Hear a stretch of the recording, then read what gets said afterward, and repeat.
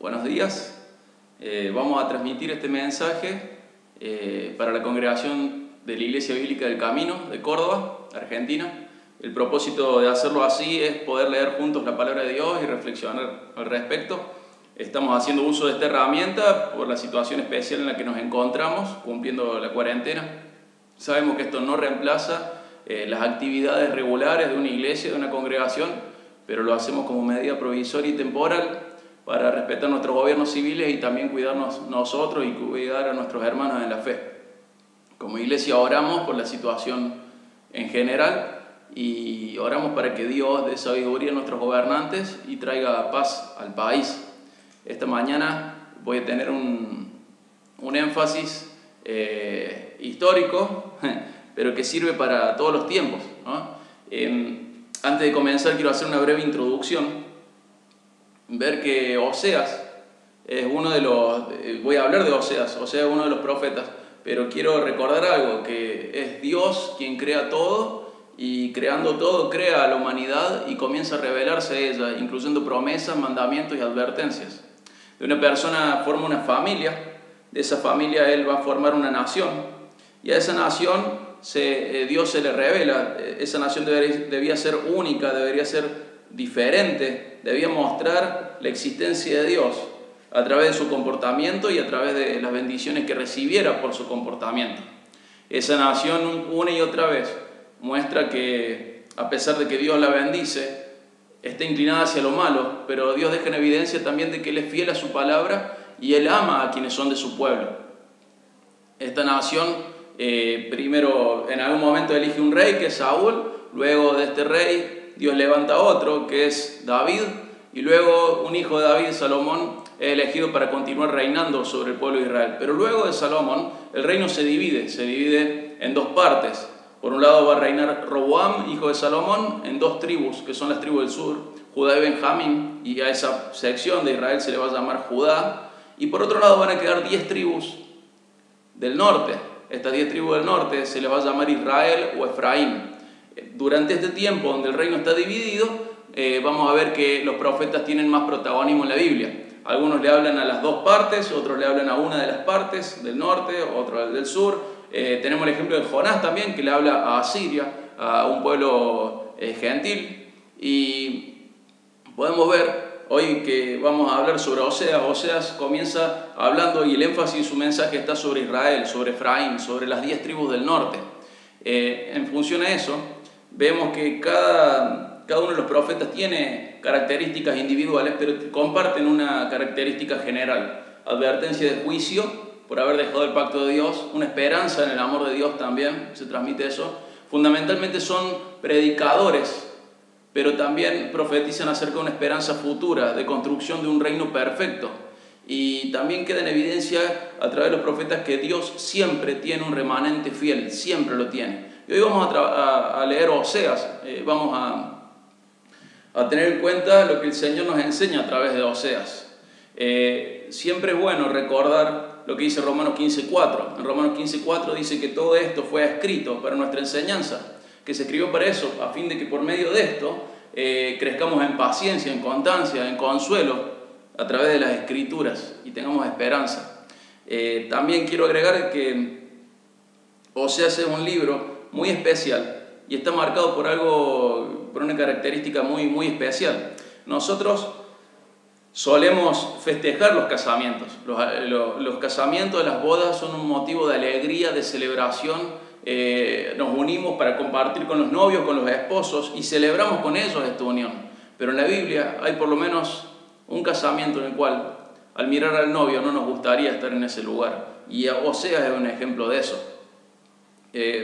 Oseas es alguien que se va a casar, ya lo vamos a leer, y Oseas, recordemos, le predica fundamentalmente al reino del norte. O sea, se le va a llamar Israel o Efraín, pero está pensando en el reino del norte, indirectamente, y luego directamente también va a ampliar su espectro de destinatarios de su mensaje, pero fundamentalmente es a esas 10 tribus del norte. Y Oseas va a hablar 800 años, 755 años antes de Jesús. Entonces vamos a leer un libro que tiene más de 2800 años de antigüedad. Sin embargo, vamos a ver cuán pertinente es para nosotros hoy y cómo nos puede bendecir este libro hoy acá a nosotros. En estos tiempos especiales es bueno pensar en lo que necesitamos pensar, no en lo que queremos pensar, sino en lo que necesitamos reflexionar. Y encontré en Oseas algo muy digno de ser traído a la memoria en estos momentos. Vamos a comenzar con Oseas, vamos a ir a Oseas 1:2.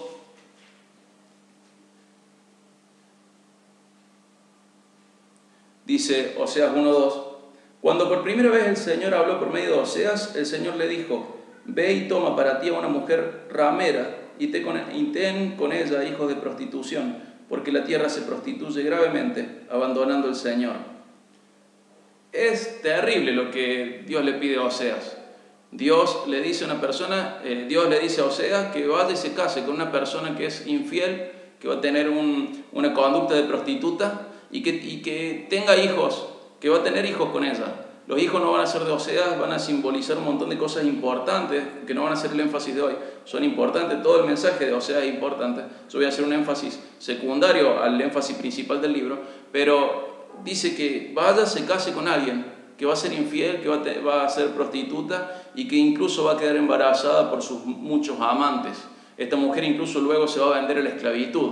No solo va a ser una trabajadora sexual, sino que luego va a ser una esclava. Y dice la Biblia que Dios llama a Oseas a que tome a esta mujer, a que se case con ella. Y que a través de este casamiento, a través de esta unión, a través de este matrimonio, Dios busca mostrar cómo es Él un amante paciente, insistente, un amante leal, un amante fiel, y cómo es Israel, una persona dentro de un pacto que no lo cumple, no lo respeta, incluso que tiene consecuencias de la falta de respeto y de lealtad de ese pacto. Dios va a sostener a Oseas en esta misión tan fea que le toca, pero lo va a sostener para mostrar cómo es el amor de Él para su pueblo infiel. Y no termina ahí. Acompáñame por favor a Oseas 3:1. En Oseas 3:1 dice: Entonces el Señor me dijo: Ve otra vez, ama a una mujer amada por otro y adúltera, así como el Señor ama a los israelitas, a pesar de que ellos se vuelven a otros dioses y se deleitan con tortas de pasas.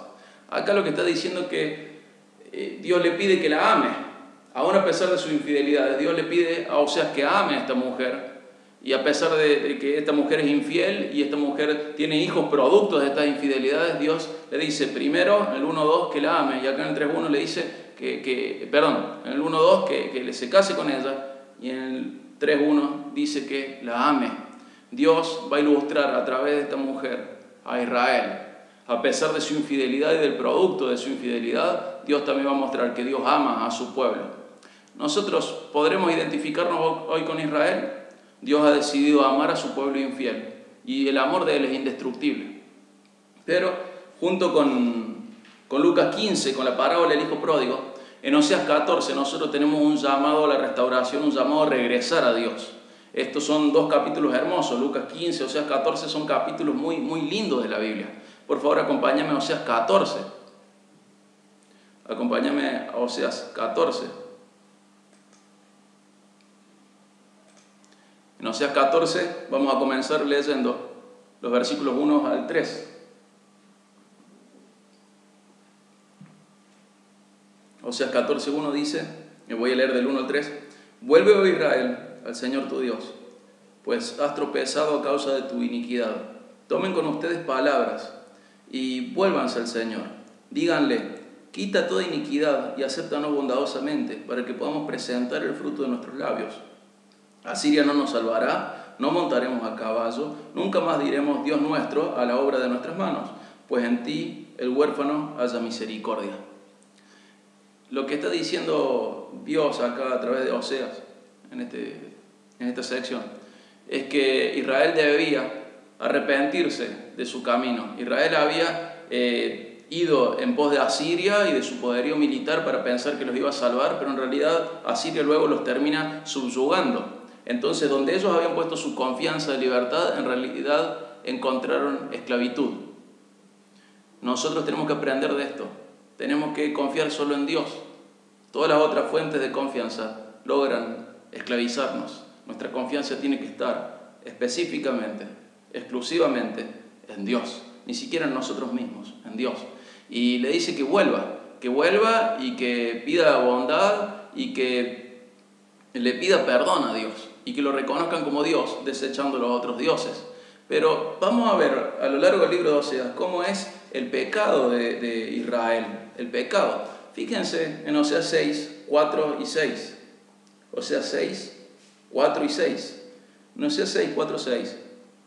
Empezamos a ver algunas de las características del pecado de Israel. Dice el 4, ¿qué haré contigo? Oseas 6, 4. ¿Qué haré contigo, Efraín? ¿Qué haré contigo, Judá? Porque la lealtad de ustedes es como nube matinal y como el rocío que temprano desaparece. Por tanto, y paso al 6, porque me deleito más en la lealtad que en el sacrificio y en el conocimiento de Dios que en los holocaustos. Acá está diciendo que la lealtad de Israel, de Efraín, de Israel, es como nube matinal. ¿Qué dice de esta manera? Lo que está diciendo es que es como esa neblina de la mañana, que está un rato pero luego desaparece, o como el rocío, que pasa un ratito de tiempo, pasa muy poco tiempo, sale el sol y el rocío desaparece. Y dice que la lealtad de Israel es así, es pasajera.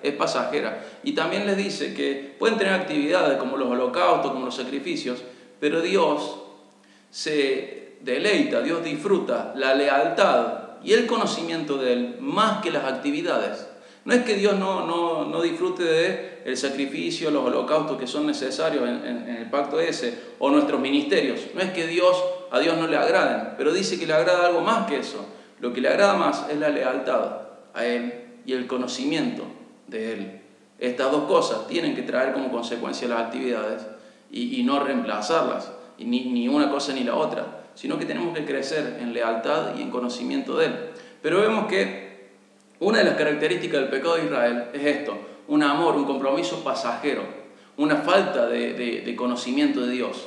Podríamos mencionar esto como una consagración parcial. No son leales un ratito, no le conocen muy poco, solo hacen actividades. Es una consagración parcial la de Israel. Esta es una de las características que señalo como el pecado de Israel, una consagración parcial.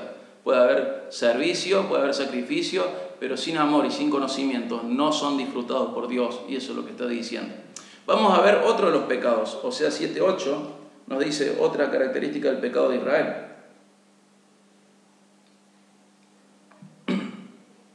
Dice: Efraín se mezcla con las naciones. Efraín es como una torta no volteada. Y usa un término de las panaderías, o de estos tiempos de cuarentena. Más de uno está haciendo pan casero y puede entender muy bien lo que está diciendo Dios a través de esto. Dice que Efraín se mezcla con otros, con quien no tiene que mezclarse. El pueblo de Dios tenía que tener contacto con las otras naciones, pero para impactar a las otras naciones y no al revés. Dice: Efraín se mezcla, se contamina con las naciones, y dice que es como una torta no volteada. Es como una tortilla que le da de un lado el calor y del otro lado no, que de un lado queda cocida y del otro lado queda cruda. Entonces, ¿qué significa esto? ¿Qué está señalando Dios? Dios lo que está señalando es que el impacto suyo sobre la vida de Israel era parcial.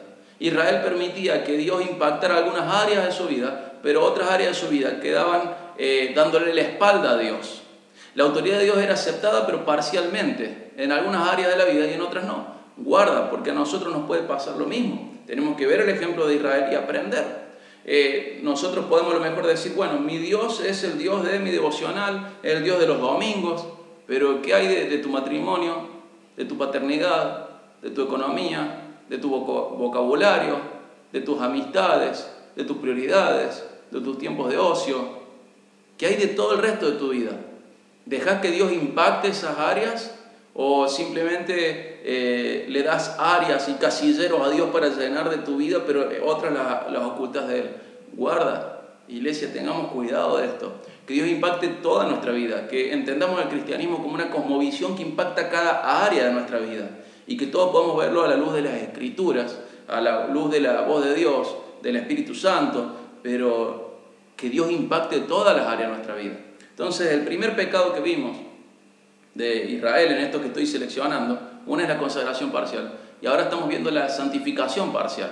Había una lealtad parcial temporaria y una santificación parcial, lo que acabamos de leer. Vamos a Oseas 4, 15 al 17. Y vamos a ver otra de las características del pecado de Israel. Dice Oseas 4, 15 al 17. Aunque tú, Israel, te prostituyas, que no se haga culpable Judá, tampoco vayan a Gilgal, ni suban a Betabén, ni juren, vive el Señor, ya que Israel es terco como una novicia indómita. Los pastoreará ahora el Señor como un cordero en campo espacioso. Efraín se ha unido a los ídolos, déjalo. Esto es terrible. Por un lado, está diciendo que Israel es rebelde, pero no solo es rebelde ella, sino que está siendo de ejemplo, de mal ejemplo, y siendo de tropiezo a otros. Dice, Israel, aunque vos te prostituyas, que no se haga culpable Judá. O sea, ten en cuenta que de tu rebeldía, de tu prostitución, de tu infidelidad espiritual, hay daño colateral, hay tropiezo a otros. Dice, ten en cuenta esto, no vayas a Gilgal, no vayas a Betabén, no jures en nombre de Dios, no hables en nombre de Dios. Sos como una oveja rebelde, indómita, imposible de pastorear. No sos una oveja sumisa, sos como una... No es la palabra, pero sos como una cabra, sos alguien que es muy difícil pastorear, sos rebelde, esa es la idea, perdón. La idea es que es rebelde. Entonces, no solo es rebelde, sino que con su rebeldía produce daño colateral, produce tropiezo y mal ejemplo para otros. Y tenemos que tener cuidado con esto también. Jesús nos enseñó que cualquier persona que fuera de tropiezo a otros, le sería mejor agarrar una piedra grande, la piedra de un molino y atársela al cuello y tirarse al río, que ser de tropiezo a otros. Dios es muy celoso de su pueblo y odia que seamos de tropiezo a otros. Dios se indigna con eso y nos llama la atención fuertemente con las palabras de Jesús. Y acá también le llama la atención a Israel que no contamine Judá ni vaya a otros lugares con su contaminación. Y no solo eso, sino que luego dice, Efraín, o sea Israel, se ha unido a los ídolos, déjalo. Acá vemos que hay un abandono de parte de Dios a la consecuencia del pecado de Israel, porque Israel está comprometido con su pecado. Nosotros vemos en 2 de Crónicas 15, en 2 de Crónicas 24, en Salmo 81, en Romanos 1, al final, vemos que Dios abandona al pecador terco y empedernido para que reciba las consecuencias de su propia rebeldía. Dios insiste, Dios habla, Dios tiene una misericordia eterna, pero llegan momentos en los cuales el terco, el rebelde, el que no quiere escuchar, el que quiere ser rebelde, queda abandonado a las consecuencias de su propio pecado. Tengamos cuidado con esto. Entonces, recapitulando, una consagración parcial, una lealtad parcial, una santificación parcial y una separación parcial. Dice que se mezcló y esa contaminación la llevaron a otros, pero se contaminaron con otros. Y ahora vamos a ver otra característica más, en Oseas 7, 9 al 10. Oseas 7, 9 al 10. Dice así, devoran al extranjero su fuerza, y él no lo sabe. También tiene cabellos canos, y él no lo sabe. Testifica contra él su propio orgullo, dice el orgullo de Israel. Pero no se han vuelto el Señor su Dios, ni lo han buscado a pesar de todo esto.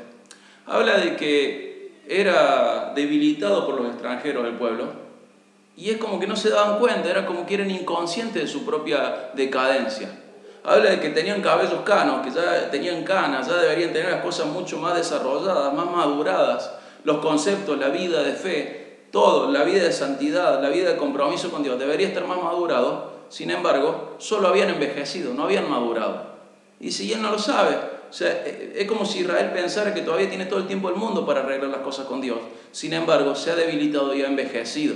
Y dice que su propio orgullo, su propia soberbia testifica contra sí mismo. Y dice que a pesar de quedar débiles, a pesar de no haber vuelto al Señor, a pesar de quedar débiles, a pesar de estar envejeciendo, a pesar de estar siendo deteriorados progresiva e inconscientemente, no han vuelto al Señor su Dios, no le han buscado a pesar de todo eso. Vemos este pecado de soberbia, vemos este deterioro progresivo e inconsciente.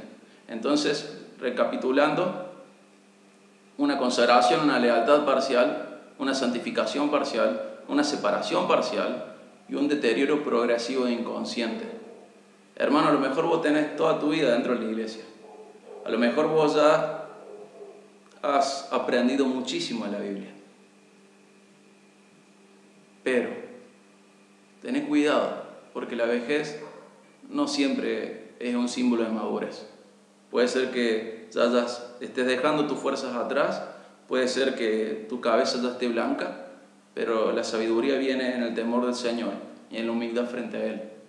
Aprende de Israel, que envejeció y se debilitó, sin volver al Señor, pensando que estaba todo bien, pero no, era un camino de soberbia y de rebeldía. Aprendamos de Israel, no seamos rebeldes a nuestro Dios. Y volvemos a Oseas 14. Oseas 14. Ya leímos del 1 al 3, ahora vamos a leer el 4. Y vamos a ver cómo Dios quiere sanar a su pueblo. Vamos a ver cómo Dios quiere restaurar a su pueblo. Dice el 4. Yo sanaré su apostasía. O sea, Dios le dice a Israel, yo sanaré su apostasía. Los amaré generosamente, pues mi ira se ha apartado de ellos. Y es importante saber qué es la apostasía. La apostasía es la rebeldía y falta de fe, de confianza en Dios, a pesar del conocimiento de Dios. Ellos tenían cierto conocimiento, tenían ciertas nociones del pacto, tenían ciertas nociones de la Biblia que tenían hasta ese momento, tenían ciertas nociones de lo que Dios quería. Pero a pesar de todo eso, habían elegido un camino de rebeldía y de falta de fe, falta de confianza. Habían puesto su confianza en Asiria, habían puesto su confianza en el poderío de Asiria, y como dijimos al principio, en aquello en lo que ellos buscaban libertad, encontraron esclavitud. Y Dios llama a su pueblo a volver a Él y dice que Él lo va a sanar de manera inmerecida. Él muestra, dice, los amaré generosamente. El amor de Dios es así, es inmerecido. Dice, mi ira se ha apartado de ellos. Y tenemos que saber que a pesar de que la mujer era adúltera y se prostituyó y se esclavizó y tuvo hijos producto de sus adulterios, Oseas la eligió y la amó. Y Dios hizo lo mismo con su pueblo. A pesar de sus infidelidades, a pesar de los productos de esas infidelidades, a pesar de que no merece amor, Dios eligió y amó a su pueblo. A pesar de la rebeldía de Israel, Dios la amó. Y lo llama a Israel a que se vuelva. Y el motivo es porque apartó su ira de ellos y los ama generosamente. Entonces el llamado es, vuelve, oh Israel, al Señor tu Dios. Así comienza el 14:1.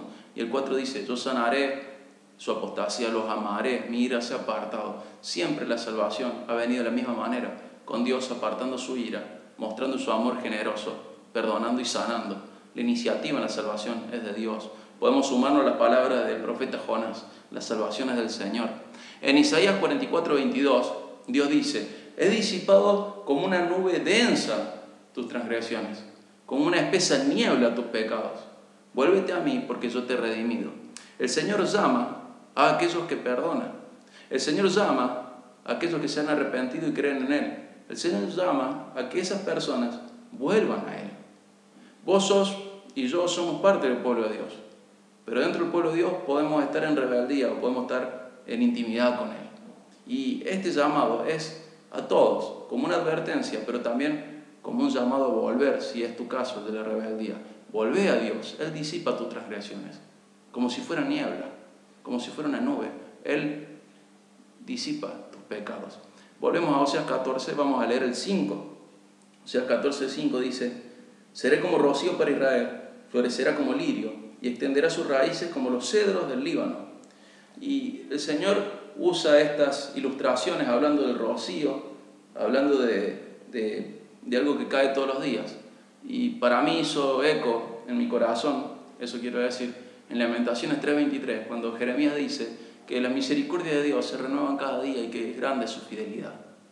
Y el rocío alimenta diariamente a las plantas. Dice, seré como rocío para Israel, florecerá como lirio, extenderá sus raíces como los cedros del Líbano. El rocío es una provisión diaria de Dios a la naturaleza. Y de la misma manera Dios provee a su pueblo de misericordia.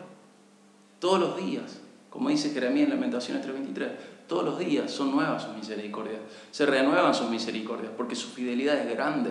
Y habla de esto y dice el Señor a través de Oseas que va a haber frescura, va a haber vitalidad, va a haber vida abundante en Israel si vuelve a Dios. Recordemos siempre el enunciado de este capítulo, vuelve, oh Israel, al Señor tu Dios. Siempre tengamos en mente eso cuando seguimos leyendo el capítulo 14.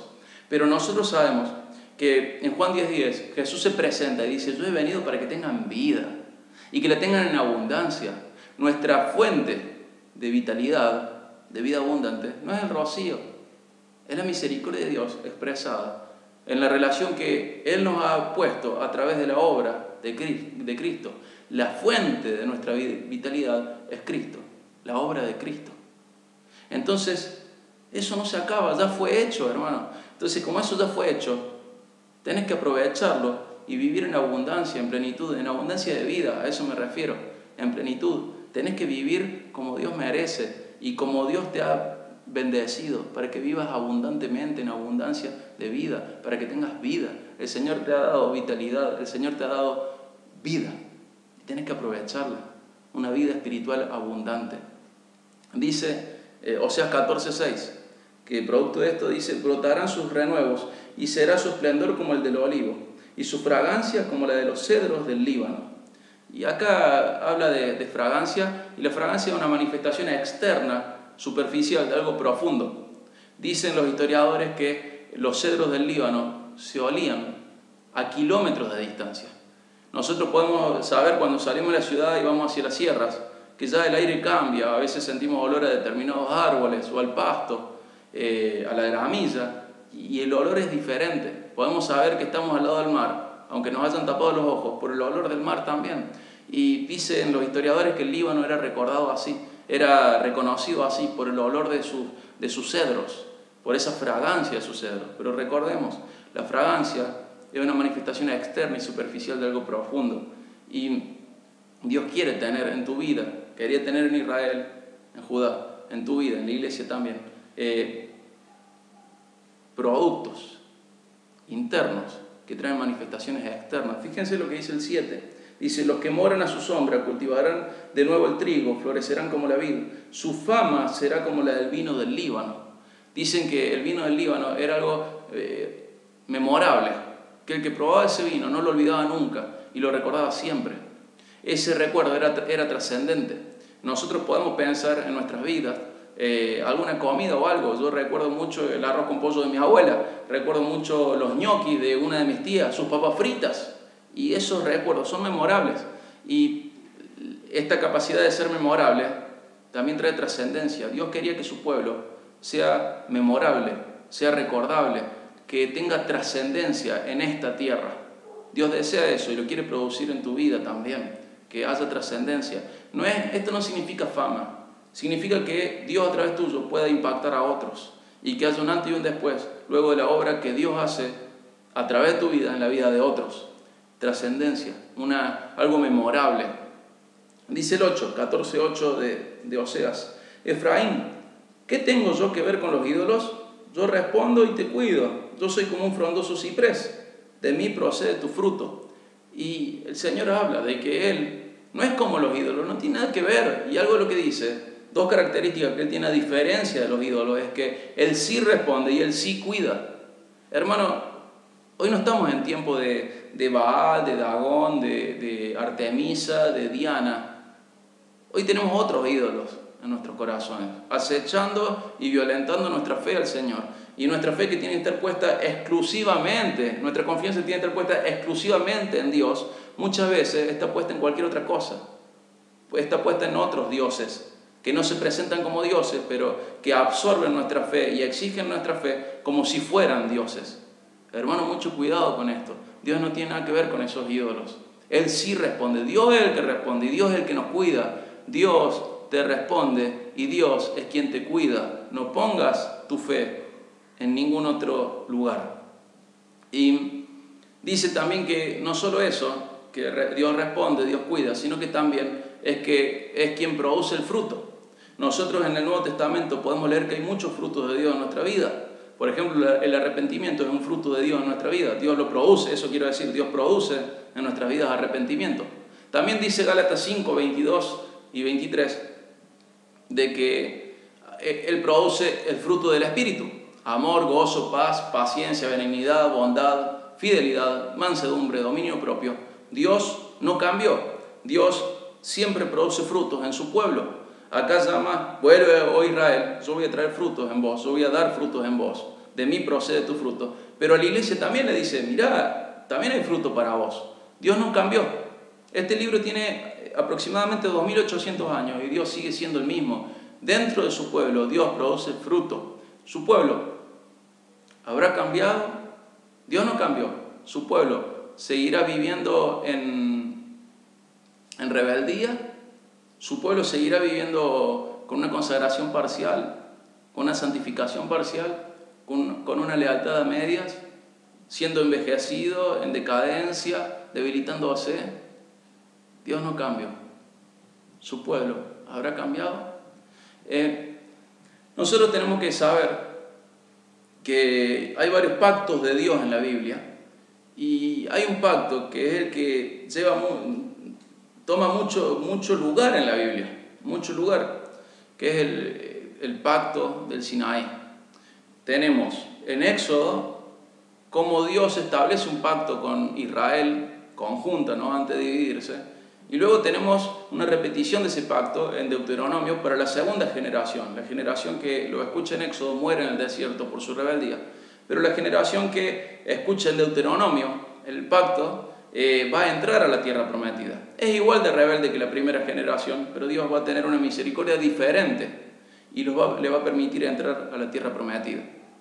Y luego de repetir el pacto, en Deuteronomio 30, desde el 28, viene hablando de que si Israel obedece ese pacto de manera perfecta y de buena gana, de manera plena, esto era absoluto, un montón de mandamientos, 613, había que obedecerlos a todos, y de buena gana, ¿sí? Si Israel obedece de manera perfecta y de buena gana todos esos mandamientos, Dios va a bendecirlos y darles vida.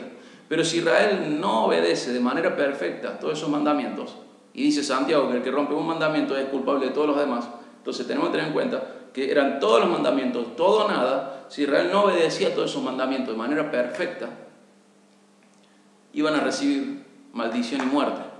Entonces, por un lado, tenemos bendición y vida ligadas a la obediencia del pueblo, y por otro lado, tenemos maldición y muerte ligadas a la desobediencia del pueblo. La mayor parte de la Biblia explica que Israel fracasó una y otra vez, junta o separada en dos partes. Una y otra vez fracasó en cumplir esto. Entonces era digna de recibir muerte y maldición a causa de su desobediencia. Y a nosotros, la iglesia, se nos puso en otro pacto. Dios nos hizo entrar al pueblo de Dios, pero de una manera diferente. A nosotros nos puso en otro pacto, en otra manera de relacionarnos con Él. Jesús ganó todas las bendiciones y cargó con todos nuestros pecados. Y además se nos imputa a nosotros, se nos adjudica a nosotros su rectitud, su perfección, su obediencia a nosotros. Él sí es el único que cumplió el pacto del Sinaí o de Moisés, el de Éxodo y de Deuteronomio. Jesús cumplió a la perfección ese pacto. Pero la historia nos muestra que Israel nunca lo cumplió. Israel siempre fracasó, una y otra vez. Entonces, si vamos a Isaías 5, vemos que hay una parábola de una viña, de una parra, en donde Dios entra en juicio con su pueblo. Y Él dice que su pueblo es como una parra, como una vid, como una viña, y que Él es el dueño de esa vid. Y que esa vid fue amada, fue protegida, fue cuidada, fue alimentada. Dios hizo todo lo que un agricultor puede hacer para darle lo mejor a esta planta. Y cuando llegó el tiempo de dar fruto, esta planta dio fruto. Pero dice que cuando llegó el tiempo de probar ese fruto, el fruto de Israel, a pesar de haber sido amada, protegida, cuidada, alimentada, bendecida, el fruto de Israel era fruto silvestre. Era un fruto amargo, era un fruto agrio. Israel recibió bendición, protección, cuidado, alimento, a pesar de no merecerlo, pero aún así dio fruto silvestre. No valoró ni las bendiciones que vienen por obediencia, ni tampoco valoró la misericordia que recibió una y otra vez, siglo tras siglo. No lo valoró y siguió dando fruto silvestre. Entonces, Isaías 5 nos deja un cuadro, un sabor amargo, porque vemos que el humano es incapaz de vivir una vida perfecta frente a Dios, a la luz de su ley. Entonces queda esto en Isaías 5, pero luego vemos que Jesús en Juan 15 dice: yo soy la vid verdadera. Y el que en mí permanece va a llevar mucho fruto. Entonces vemos que esos frutos perfectos que se exigían de aquella vid que fue Israel en Isaías 5, hoy se exigieron en Jesús y fueron encontrados. Y dice que los que están en Él están en esa vid y que Él es el que produce frutos en los que están en Él. Jesús es la viña, es la vid verdadera. Y su pueblo, nosotros, solo somos pámpanos, somos sarmientos, somos ramitas que solamente cargan ese fruto. No lo producen, lo cargan. Jesús siempre tiene frutos que a Dios le agradan y nos ha dado a los hijos de Dios la posibilidad, el honor, la capacidad de cargar estos frutos que Él produce en los suyos. Y es hermoso saber que Dios nos ha sacado de un pacto de obediencia inalcanzable y de bendiciones corruptibles y nos ha puesto en un pacto de obediencia imputable y bendiciones eternas. Es hermoso saber de que el fruto fue exigido en Cristo y fue encontrado y que se nos imputa a nosotros eso y se nos hace parte de eso por gracia, a través de la fe, como dice Efesios 2. Y es hermoso saber este cambio de pacto. Acompáñame al versículo 9, que es el último versículo de Oseas 14. Es el último versículo. Dice, ¿quién es sabio que entienda estas cosas? ¿Quién es prudente que las comprenda? Porque rectos son los caminos del Señor y los justos andarán por ellos, pero los transgresores tropezarán en ellos. Acá, Oseas hace un cambio. Oseas le estaba hablando principalmente a Israel, a las 10 tribus del norte. Luego Oseas involucró a Judá. Le dijo, no sigas Judá a Israel. Involucró a Judá. Pero acá, en su último versículo, Oseas hace un llamado en donde amplía el espectro de su llamado. Hace un llamado al lector universal. Dice, ¿alguien de ustedes es sabio? Que entienda lo que estuvo pasando en Israel. Que entienda lo que está contando la historia de Israel. Que entienda acerca de sus pecados y comprenda el llamado de Dios. Dice, si es prudente, comprende esto. Acá llama a todo el mundo, no solo israelitas, no solo judíos, sino a todo el mundo. Y dice, quien es sabio, que entienda lo que se dijo, lo que se reveló. Quien es prudente, que lo comprenda.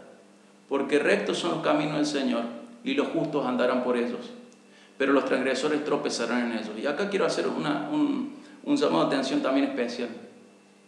Los justos andan en los caminos del Señor, pero también los transgresores andan en los mismos caminos. La diferencia está en que el justo es justificado en Cristo. No es justo por sus propias obras, sino que es justo porque Dios lo declara justo, porque esa persona se arrepintió de sus pecados, vive en arrepentimiento y vive en fe y en confianza en Jesús y su obra para salvación. Esa es la única manera en la cual nosotros hoy podemos ser justos. Y dice que el justo anda en los caminos, pero también dice que el transgresor anda en estos caminos. Pero al andar en ellos, tropieza. Vos podés tener toda tu vida de iglesia. Vos podés tener todo el conocimiento teórico, teológico. Pero si vos no fuiste a Cristo en arrepentimiento y fe, a pesar de que estés en el camino correcto, solo vas a tropezar. Solo vas a tropezar. Entonces, cuidado. Andá en Cristo, andá a Cristo en arrepentimiento, en fe para salvación, para ser justo, para ser justificado. Romanos 5 lo explica muy bien, si luego querés ir hacia allá.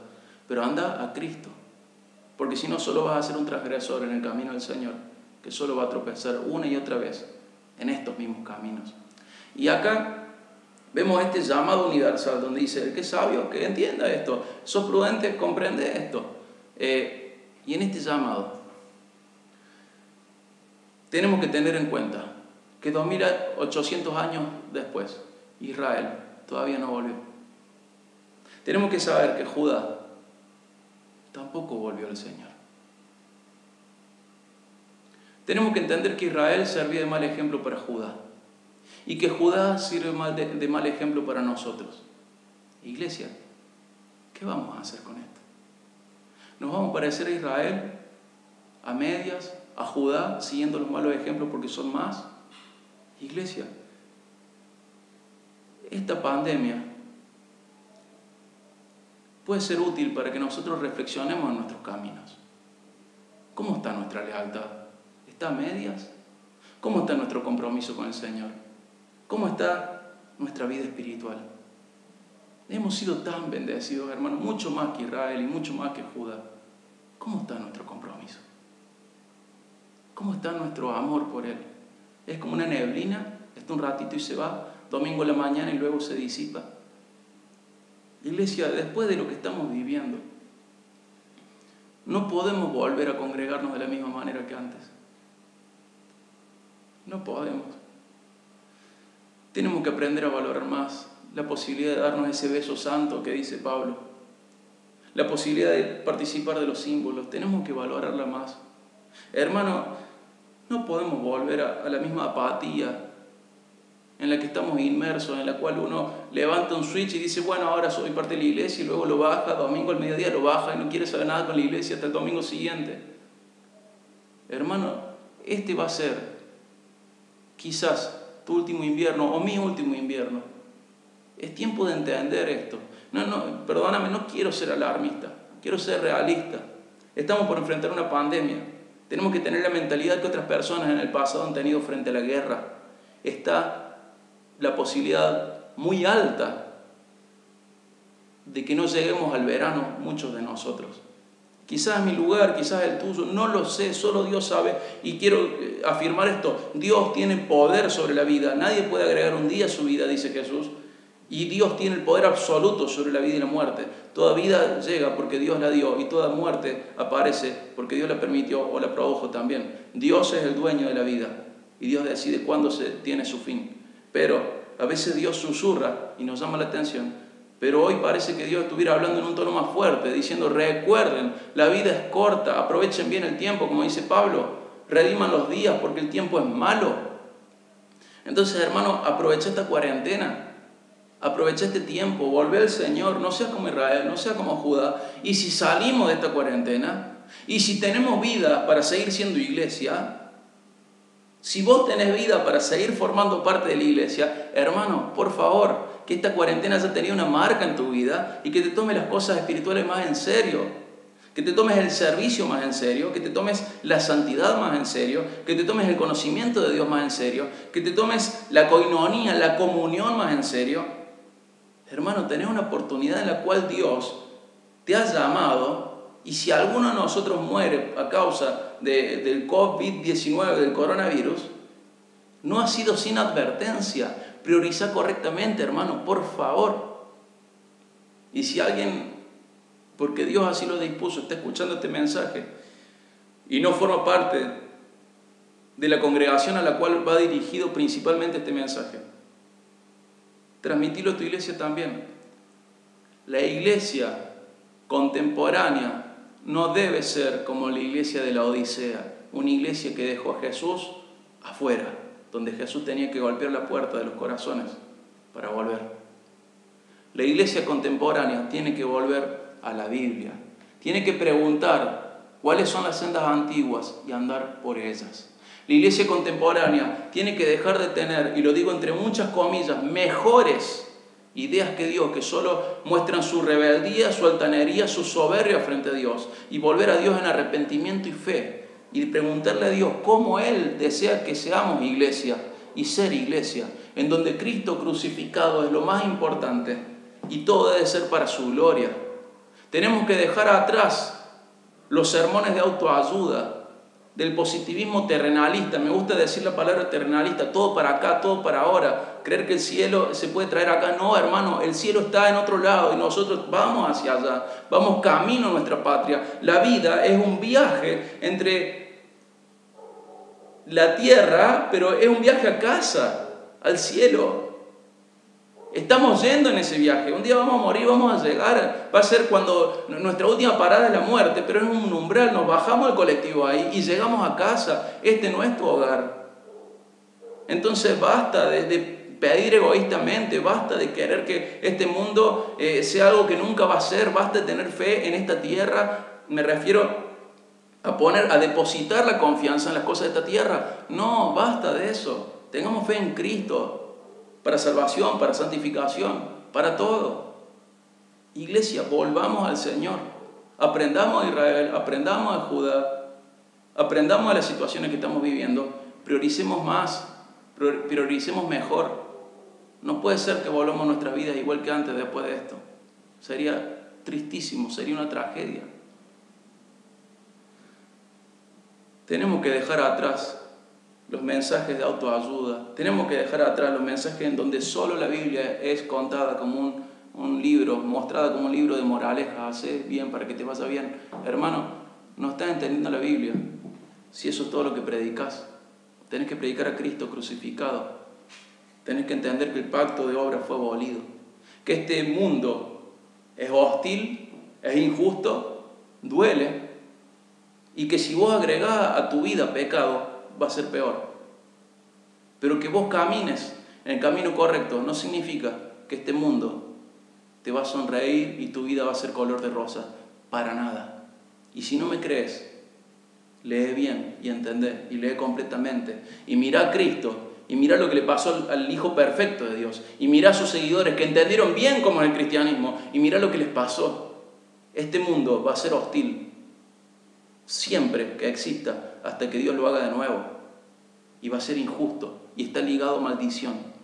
Entonces prediquemos correctamente la palabra, la leamos, la entendamos, salgamos de la autoayuda, salgamos del terrenalismo, salgamos del pacto de obras, salgamos de tantas supersticiones que son una pandemia horrenda, horrible, condenable en tantas iglesias. Basta de cristianizar el paganismo a través de actos que se les dice actos proféticos, a través de palabras que se usan como si fueran mantras. Basta de cristianizar el paganismo, basta de supersticiones, basta de brujería dentro de las iglesias. Basta.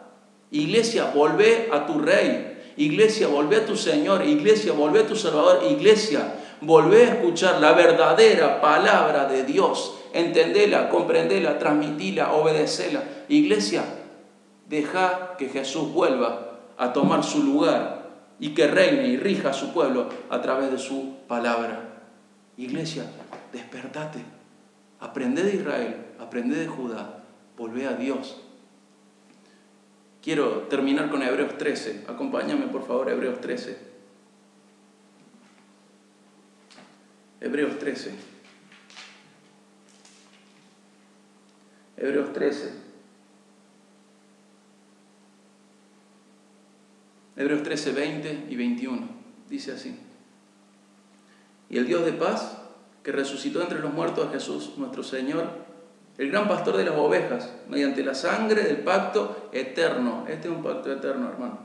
Los haga aptos en toda buena obra para hacer su voluntad, obrando Él en nosotros lo que es agradable delante de Él, mediante Jesucristo, a quien sea la gloria por los siglos de los siglos. Amén. ¿Qué está diciendo el final de Hebreos?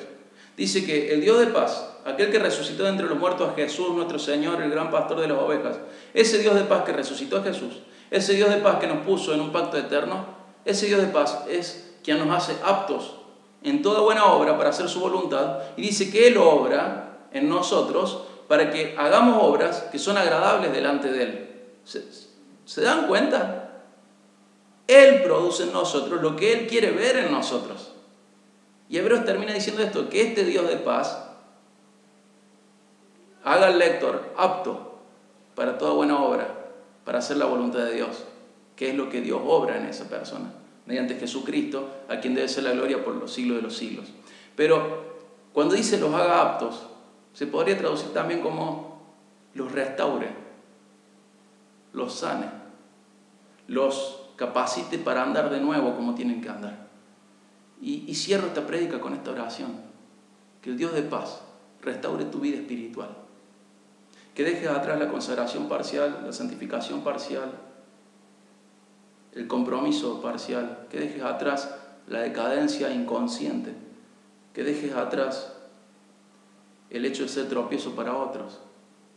Que vayas a tu Dios, el cual te va a hacer apto para toda buena obra, para hacer su voluntad. Te va a ser apto para hacer todo lo que es agradable delante de Él, mediante Jesucristo.